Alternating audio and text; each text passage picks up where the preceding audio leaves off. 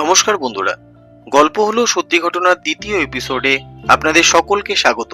সাথে আপনাদের story teller রাজা। আমি প্রথমেই ধন্যবাদ জানাবো আমার সকল শ্রোতা বন্ধুদের যারা আমার প্রথম এপিসোডটি শুনেছেন এবং আমাকে সাপোর্ট করেছেন। আর যারা এখনো শোনেননি তারা ডিসক্রিপশন বক্সে দেওয়া লিঙ্কে ক্লিক করে ঘটনাগুলো শুনতে পারেন। ঘটনাগুলো যদি ভালো লাগে তাহলে একটা লাইক, শেয়ার এবং সাবস্ক্রাইব করলে আমিও উৎসাহিত হব আরো একটি ঘটনা আপনাদেরকে শোনানোর জন্য। আর কমেন্ট সেকশনে লিখে জানাতে ভুলবেন না ঘটনাগুলো কেমন লাগলো। চ্যানেলটি নতুন, তাই আপনাদের সহযোগিতা একান্তভাবে কাম্য। আর আপনাদের সাথে ঘটা যদি কোনো অলৌকিক ঘটনা থেকে থাকে তাহলে আমার ডেসক্রিপশন বক্সে দেওয়া ইমেল আইডিতে ঘটনাগুলো পাঠাতে পারেন। আমি চেষ্টা করব ঘটনাগুলো পাঠ করে শোনানোর জন্য। আজ যে ঘটনাটি আপনাদের সাথে শেয়ার করব সেটি একটি সত্যি ঘটনা। ঘটনাটি যিনি পাঠিয়েছেন তার অনুরোধে এই গল্পের স্থান, নাম গোপন রাখা হয়েছে। বন্ধুরা, আমরা অনেকেই কর্মসূত্রে অফিসের কাছাকাছি ঘর বা ফ্ল্যাট ভাড়া নিয়ে থাকি, কিন্তু কখনো ঘর বা ফ্ল্যাটে ঢোকার আগে যারা ছিলেন তারা কেন ছেড়ে চলে গেলেন সেটার খোঁজ কি নিয়ে দেখি? হয়তো এর সাথেই জড়িয়ে থাকে আমাদের ভবিষ্যৎ। সেই রকমই একটি ঘটনা নিয়ে শুরু হচ্ছে আজকের গল্প হলো সত্যি ঘটনার দ্বিতীয় এপিসোড, সাথে স্টোরি টেলার রাজা। গল্প হলো সত্যি ঘটনা, হরর পডকাস্ট।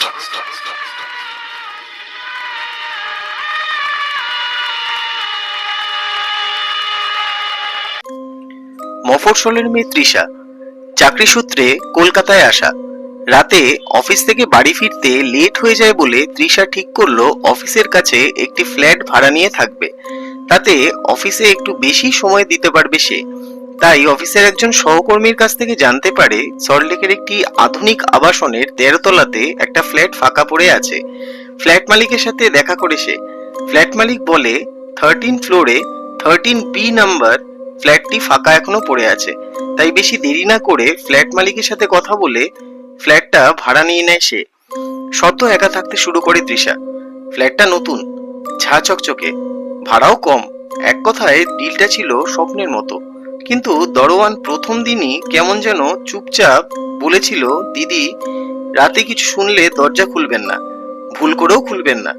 তৃষা হেসে উড়িয়ে দিয়েছিল। প্রথম দুদিন সবকিছু স্বাভাবিকই ছিল, কিন্তু তৃতীয় দিন ঠিক রাত 2:44 দরজায় 3টে টোকা পড়ে। পিপ হলে তাকিয়ে দেখে কেউ নেই। ভাবলো হাওয়ার ধাক্কা।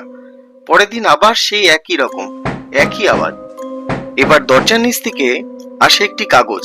কাগজে লেখা, আমার ঘর তুমি নিয়ে ফেললে, এখন আমি কোথায় থাকবো?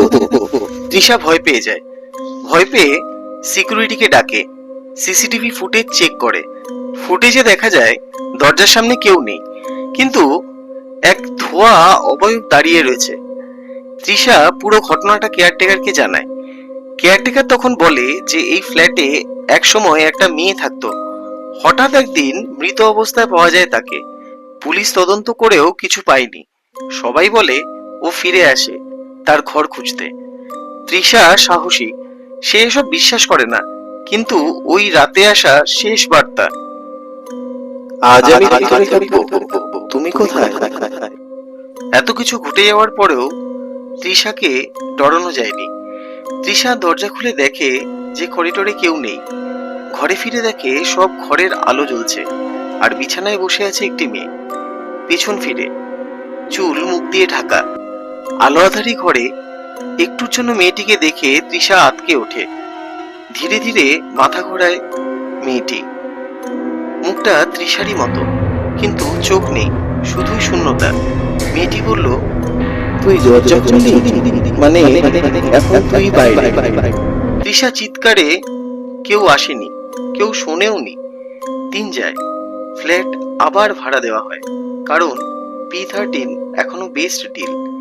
কিন্তু দারোয়ান কেয়ারটেকার জানে প্রতি রাতে 2:44 সেই দরজার আওয়াজ শোনা যায়। তৃষা তো এখনো বাইরে, ভেতরে তবে কে, সেটি তুমি বুঝে নাও। এই ঘটনাটি ঘটার পর তৃষা অন্য কোথাও শিফট করে যায়। পরে লোকমুখে শোনা যায় তৃষা সেই কোম্পানিটিও ছেড়ে দিয়েছে। তারপরে তৃষার আর কোনো খোঁজ পাওয়া যায়নি। তুমিও যদি একা থাকতে আর রাত 2:44-এ দরজায় টোকা পড়তো, তুমি কি দরজা খুলতে? বন্ধুরা, ঘটনাটা কেমন লাগলো কমেন্ট সেকশনে লিখে জানিও। ভালো লাগলে শেয়ার করো, সাবস্ক্রাইব করো। আর এরকমই কোনো অলৌকিক ঘটনা যদি তোমাদের থেকে থাকে তাহলে আমার দেওয়া ডিসক্রিপশন বক্সে ইমেল আইডিতে লিখে পাঠিও। আমি গল্পগুলো পড়ে শোনানোর চেষ্টা করব। তবে আজকের মতো চলি, আবার দেখা হচ্ছে গল্প হলো সত্যি ঘটনার কোনো একটা এপিসোডে, সাথে স্টোরি টেলার রাজা।